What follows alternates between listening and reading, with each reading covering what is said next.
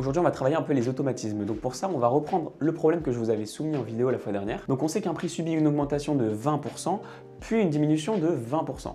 Et la question c'est comment le prix a-t-il évolué globalement? Donc là, le premier piège dans lequel il ne faut absolument pas tomber, c'est de se dire bon bah ça n'a pas évolué. J'ai augmenté de 20%, puis diminué de 20%, donc il ne s'est rien passé.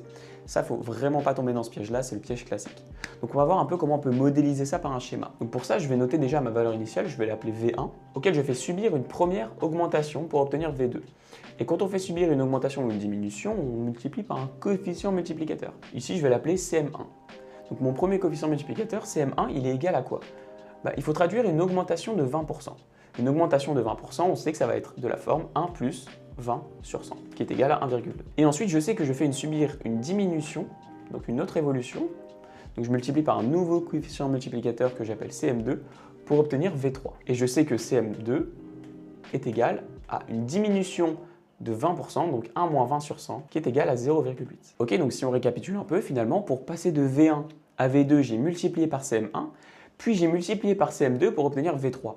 Donc finalement, ce que j'ai fait, c'est que j'ai multiplié par CM1, puis par CM2. Donc mon CM global, mon coefficient multiplicateur global, c'est CM1 fois CM2.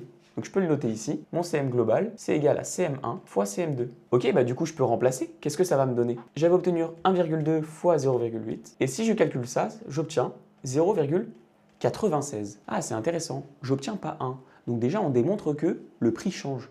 Bah oui, on ne fait pas x1, donc on ne garde pas le même prix. Donc le prix va bien évoluer.